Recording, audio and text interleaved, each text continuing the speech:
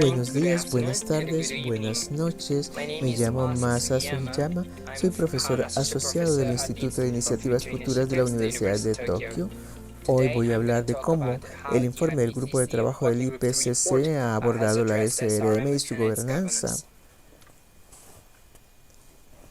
Así es como se aborda en el informe del Grupo de Trabajo 3 la modificación de la radiación solar o SRM, que a veces se denomina práctica de geoingeniería solar, y debido a su naturaleza controvertida no hay ninguna mención de ella en el resumen para los responsables de políticas y solo hay una breve cobertura de este tema en el resumen técnico que básicamente dice que la cooperación internacional es emergente pero insuficiente. Sin embargo, en el capítulo 3 del texto principal hay una cobertura sustancial de la SRM. En el capítulo 3 hay una cobertura de los escenarios basados en los modelos integrados de evaluación de la SRM y en el capítulo 14 hay un recuadro del grupo de trabajo interinstitucional sobre SRM y abarca una serie de temas como las propuestas, el escenario y la relación entre los diversos escenarios y la evaluación de SRM y los riesgos para los sistemas humanos y naturales, el potencial para la reducción de riesgos, la percepción pública de la ética de la SRM y por último la gobernanza de la investigación y el despliegue. Dado que esto también aparece en el informe del grupo de trabajo 2, Chris Trisus también trata este tema con bastante amplitud en el seminario web anterior de C2G. C2G, el capítulo 14 también habla de la gobernanza internacional de la SRM. ¿Y esto qué es? Esta modificación de los esfuerzos de geoingeniería solar a las propuestas para aumentar los reflejos de la luz solar hacia el espacio con el fin de contrarrestar el calentamiento inducido por el hombre y algunos de sus impactos perjudiciales. Es una opción novedosa para hacer frente al cambio climático y no trata la causa fundamental del cambio climático, que es el aumento de la concentración de CO2 y otros gases de efecto invernadero en la atmósfera y que además conllevan nuevos riesgos. Pues entonces no abordaría la acidificación de los océanos porque no reduce la concentración de CO2 en la atmósfera, pero la razón por la que hablamos de SRM es que puede proporcionar una cierta reducción del riesgo climático y uno de los mensajes más importantes del informe es que la SRM no puede ser la principal respuesta política al cambio climático y solo es como máximo un complemento para lograr niveles de emisión netos ceros o netos negativos a nivel mundial. Puede ayudar, pero no es la principal.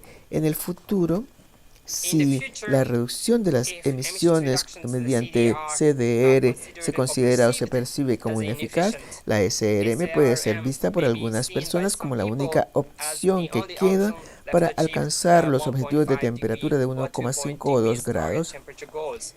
Por eso hablamos de ello.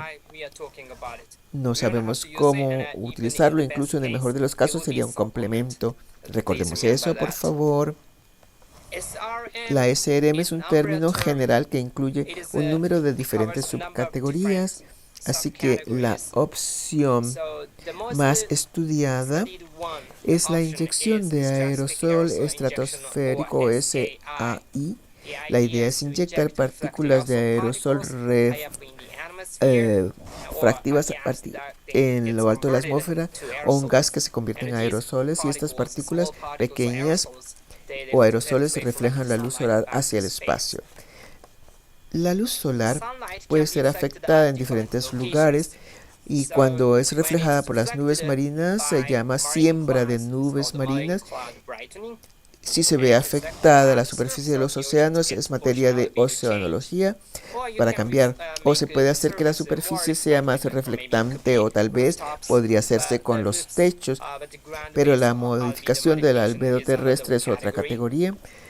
La última cuestión es la de los cirros. Técnicamente esto no es SRM, pero debido a que interviene en el presupuesto de radiación de la Tierra a menudo se considera junto con algunas otras opciones de SRM.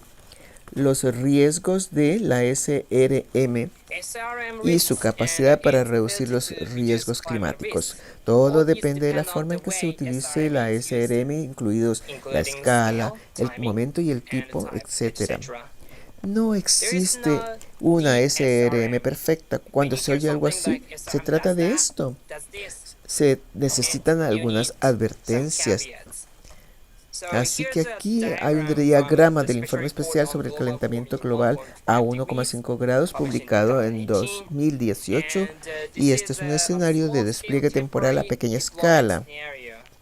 Digamos que con una mitigación sustancial logramos este tipo de curva de temperatura en el futuro, pero lamentablemente la temperatura superaría ese umbral de 1,5 grados sin SRM. Se podría desplegar SRM para cortar esta área sombreada. Este es solo uno de los muchos posibles escenarios. Por supuesto, se podría desplegar SRM a gran escala y tal escenario de despliegue podría conllevar riesgos sustanciales de SRM. Por supuesto, podemos optar por no utilizar en absoluto la SRM y ese es el punto clave.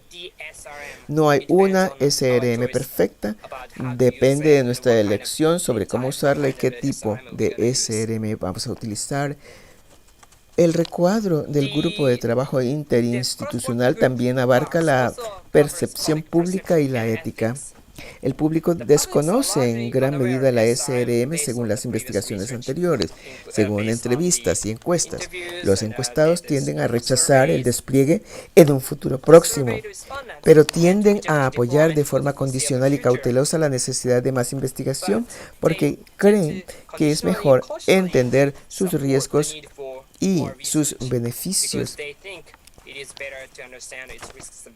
Desafortunadamente, el estudio está sesgado hacia el norte global. Hay una serie de estudios que han analizado las percepciones en el sur global y en los países en desarrollo, pero esto es bastante pequeño en términos de participación. En cuanto a la ética, hay una preocupación por el riesgo moral. Se trata de esto. Si el público llega a conocer la SRM, se reducirían los incentivos y la motivación para reducir las emisiones. Pero las pruebas empíricas son complejas y limitadas. También hay preocupación acerca de la pendiente resbaladiza, entre comillas. Así es que una vez que se empieza a investigar una demostración, eso podría crear un interés creado o una comunidad especial y eso podría empezar básicamente todo el proceso de encerrar a esta sociedad en nuestro SRM y eventualmente haríamos un despliegue a gran escala. Pero es difícil saber si esto ocurrirá o no. Por último, este es un punto ya antes mencionado, pero es necesario involucrar al sur global y a la comunidad mundial porque la discusión ha estado sesgada hacia el norte global o a los países desarrollados. El capítulo 14 también se refiere a la gobernanza de la investigación y el despliegue. No hay ninguna ley internacional que regule directamente la SRM. Hay tratados internacionalmente relevantes como el Convenio sobre la Diversidad Biológica o el Convenio y el Protocolo de Londres sobre la prevención de la contaminación del mar, pero no abordan directamente la SRM, por lo que hay que trabajar más al respecto, porque la ciencia de la SRM está en una fase temprana, dependiendo de la perspectiva. Sería útil cierta flexibilidad para facilitar la investigación, aunque necesitamos cierta supervisión y poca restricción. Eso puede ser problemático. A la inversa, si restringimos demasiado la investigación, eso desalentaría el potencial de innovación. En otras palabras, se espera que la ciencia y la gobernanza crezcan y evolucionen juntas. La coevolución es la cuestión clave. Y en cuanto a las prioridades a corto plazo, hay algunas propuestas que considerar. Aquí figura una lista de temas que podrían abordarse. La primera es la de protegerse contra posibles riesgos y daños.